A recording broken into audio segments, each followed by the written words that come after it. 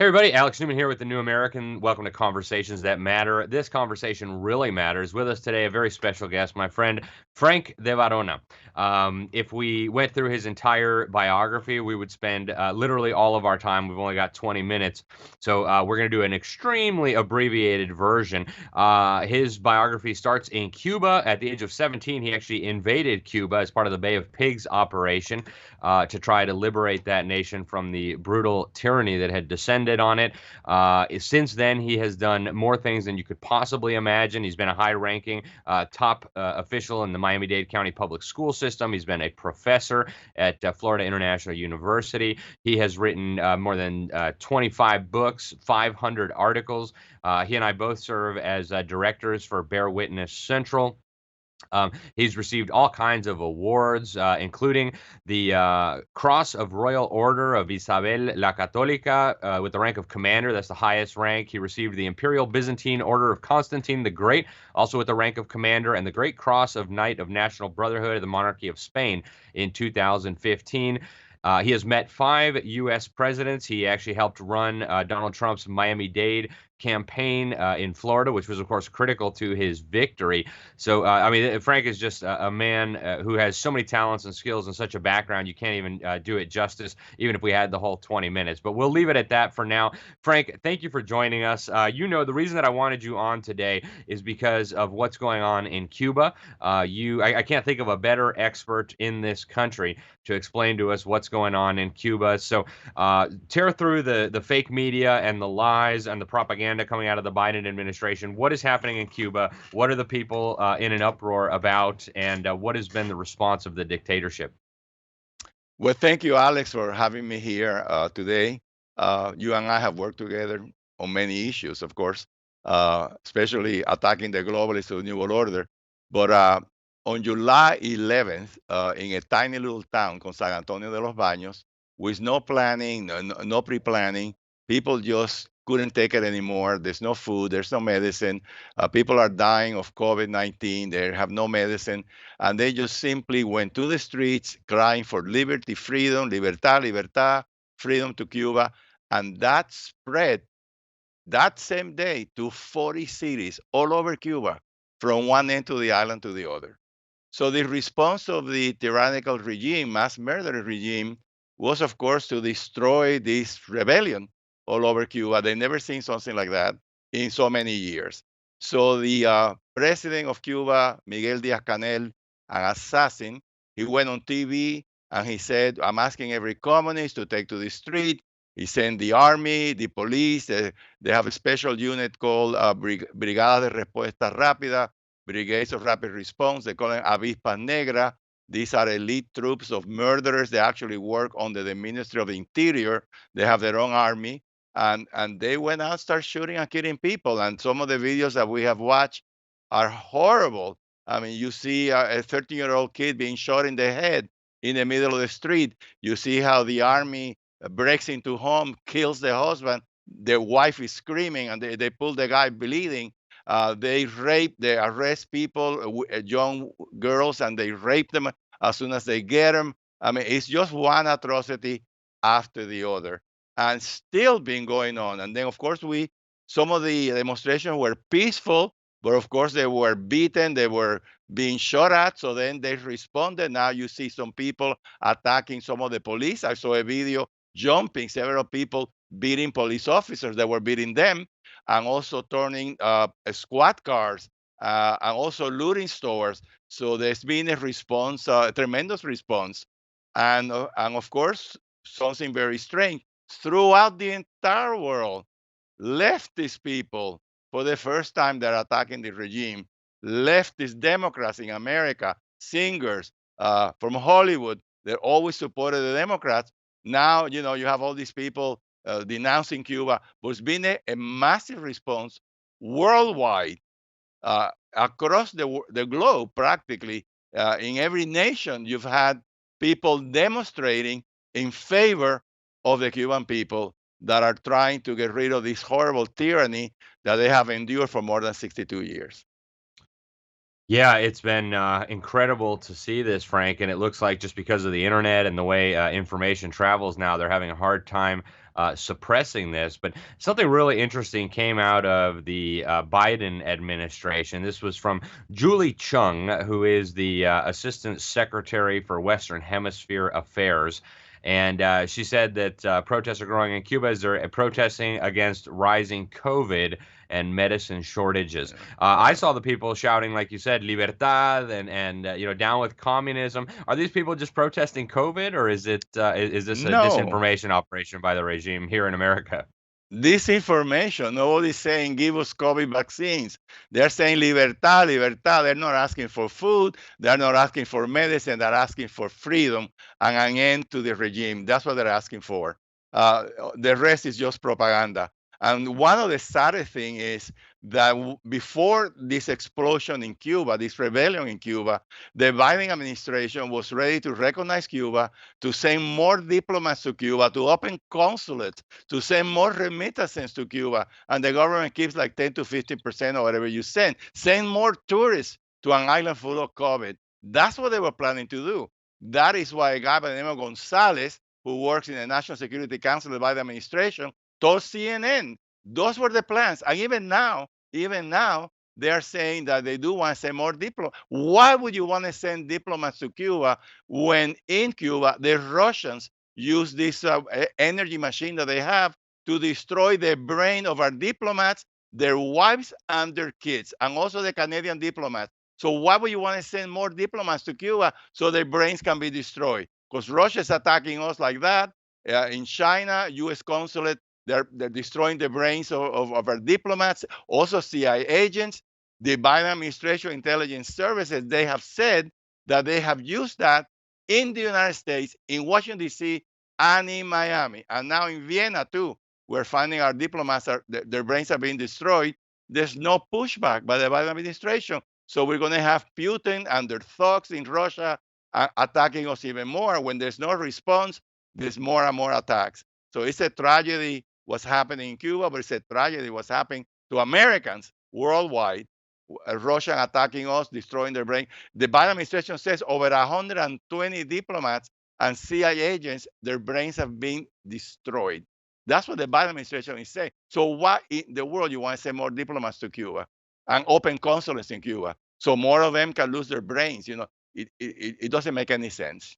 Yeah, it is truly incredible. And, the Biden administration has claimed to be so concerned about the alleged insurrection at the Capitol on January 6th. I think it's worth remembering that the Castro regime was supporting terrorists in the United States, including the Weather Underground, who bombed the U.S. Capitol. And then the founder of that terrorist group that was taking money and direction from the Castro regime went on to launch the Obama presidency from his living room through the state Senate in Illinois and then the U.S. Senate. It's incredible the double standards that they have. Ayers. Yeah, did that. That's right, William Ayers. Yep, and we don't hear about that. It's okay to bomb the Capitol if the Cubans support it, but don't you dare do some vandalism and move things around. Then it's an insurrection.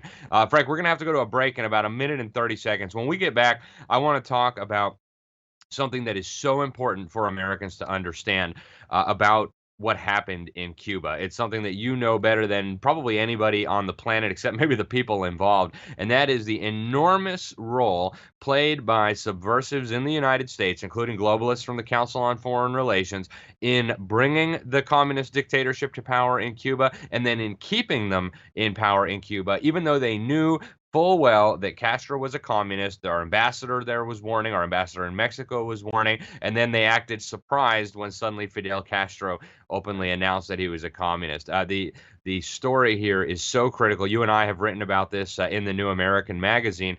We did a very in-depth history article a couple years ago, I believe. And also another thing I want to talk about when we get back from this short break, Frank, is the communist Chinese.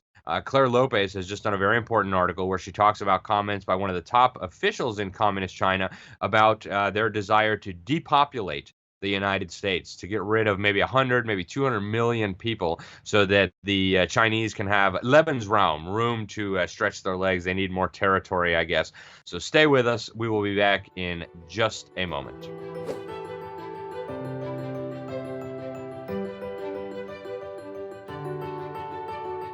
Hey everybody, thanks for sticking with us over that break. This is Alex Newman. These are Conversations That Matter for the New American Magazine, and I'm with my good friend Frank de Varona, a world expert, world leader on what's going on in Cuba. If anybody in America can break it down for us, it is Frank. He loves his original homeland so much that he risked his life at the age of 17 to set Cuba free from communism. Of course, they were set up to fail, and I want to talk a little bit about that. Frank, give us the condensed version of the history. How did Fidel Castro come to power? This is something that I think has really been forgotten, but give us some of the key people. Maybe talk about Herbert Matthews over at the New York Times, maybe the State Department.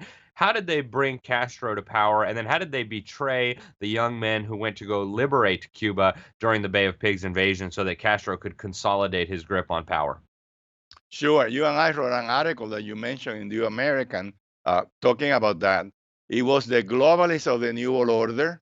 Of course, we know that those are the ones that are serving in the Council of Foreign Relations, the Trilateral Commission, the Bilderberg Group, and so forth. It was them that wanted to put Castro in power. So they had spies in the Eisenhower administration, in the State Department, two of them, William Wyland, who was head of the Cuban desk, and also his boss, Roy Roboton, Assistant Secretary of Inter-American Affairs, 5 U.S. ambassadors sent cable after cable in 1958 saying, do not allow the 26th of July movement to come to power because Fidel Castro is a communist, Che Guevara is a communist, Raul Castro is a communist. They're going to be enemies of America if you let them come. And so they ignore all those cables because those two communists on the first floor stopped them. So that's how Castro came to power. Later on, Earl T. Smith, the last ambassador on the last ambassador on the Batista, stated in November of 1960, once Castro was in power, to the Senate Intelligence Committee, and he said, "Well, how did Castro come to power?" And he said it was due to the State Department and the press. You know, New York Times. We know that Herbert Matthews, who was a communist in 1957, he went to the mountains and interviewed Fidel Castro. Nobody knew who he was worldwide. He a series of articles in the New York Times, which is the voice of the Council of Foreign Relations, made Castro this big hero. He said George Washington of the Americas, Simon Bolivar is going to bring democracy and freedom to Cuba, and that's how a lot of people began supporting Castro. So once he was in power, now the Eisenhower administration wants to get rid of him, and they begin planning with the CIA, the Joint Chiefs of Staff, an invasion to Cuba. We're going to invade in Trinidad, next to the Escambray Mountains. He had piers, he had an infrastructure, it had a population that was anti-Castro, and more important, there were many rebels fighting the Escambray Mountains. But then what happens? The globalists in the administration, such as Dean Rusk, who for 10 years worked for the Rockefeller Foundation, they wanted us to lose. So they told Kennedy, change the landing site.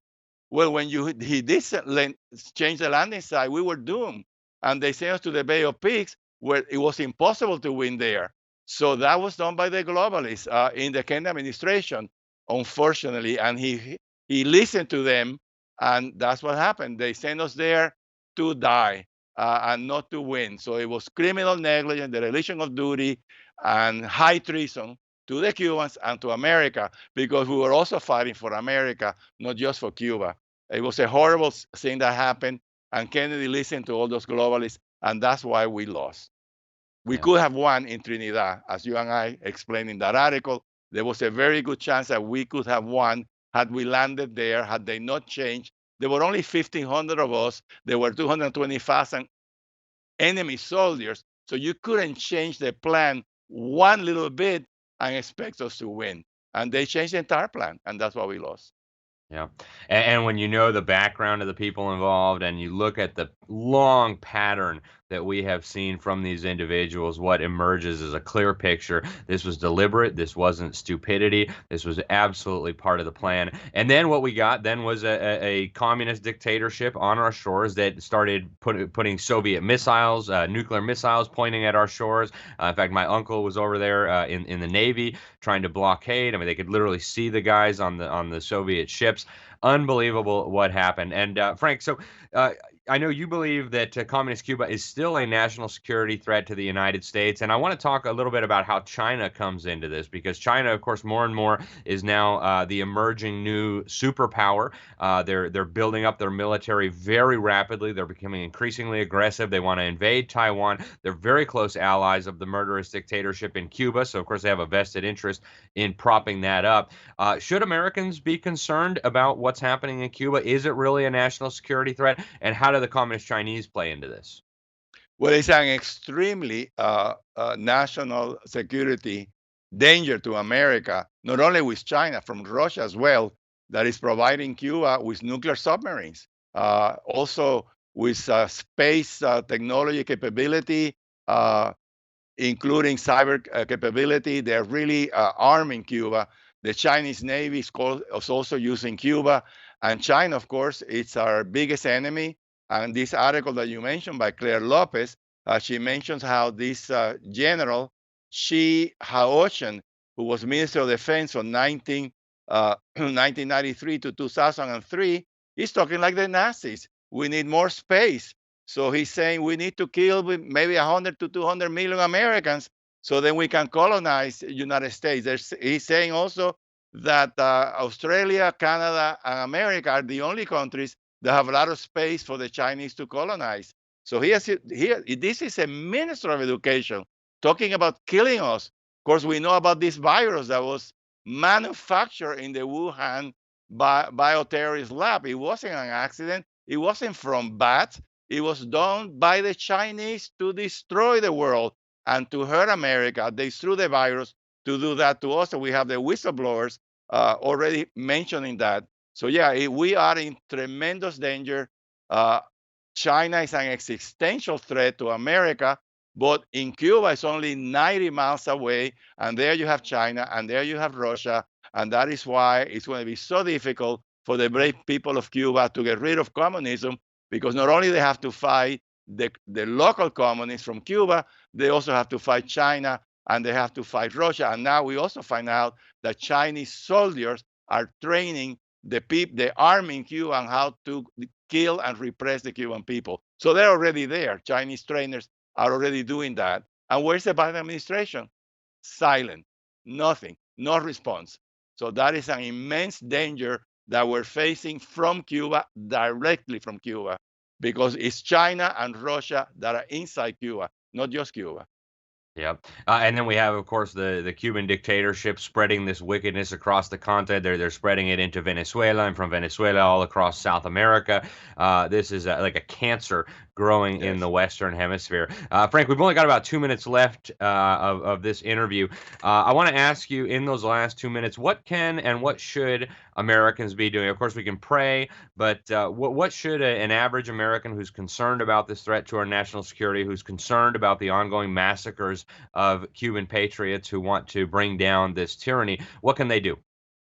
Well, actually, they need to write to all the Republicans in Congress, because I don't think the Democrats are going to help you. Maybe one or two might, like Senator Menendez, who is a Democrat from New Jersey. He's very aware that Cuba is a danger. He is the one that's also putting pressure on the Biden administration to do something on Cuba. Number one, we need to restore internet in Cuba immediately. Our own governor of Florida has said to the Biden administration, Florida can do it. You don't need to spend any money. We can do it, but he hasn't authorized our government to do that. We need to bring internet to Cuba so we know what's happening there right now.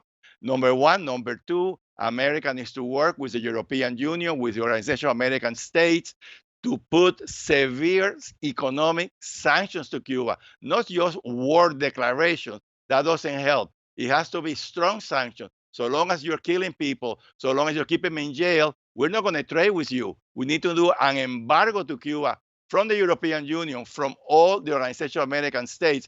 Cuba would listen to such a threat, not to just verbal declarations. So there's a lot that the Biden administration can do, working with other countries like the European Union, even though they've never been helpful to Cuba. OAS, we do have a secretary of the OAS that is helpful, Luis Almagro. He at least is helpful, knowing the threat of Cuba. That's what we need to do, work with our allies, put pressure, because we are talking about the security of the United States. The security of the United States is in danger with communist Cuba there and China and Russia inside Cuba, 90 miles away. That's what the Biden administration needs to do. And every American needs to write to their governors, to senators, to congressmen in Congress, and bring about as much pressure as possible, because it's, after all, it's our lives. If China were to conquer America or kill us, we would all be slaves. Democrats, Republicans, communists, Republican, conservative will all be slaves of China. Those of us that are alive, because I said they want to kill up to 200 million Americans. So it is a tremendous threat. And I'm glad we're doing this program so we can alert people who are listening to this program so they take some action. Excellent. Thank you so much, Frank. We appreciate your time, folks. That's Frank de Varona. You can find him all over the place. This guy's written dozens of books, hundreds of articles. Look him up. You won't be disappointed. Thank you, Frank. Thanks, folks, for listening. I'm Alex Newman. This is Conversations That Matter for the New American Magazine, and God bless you all.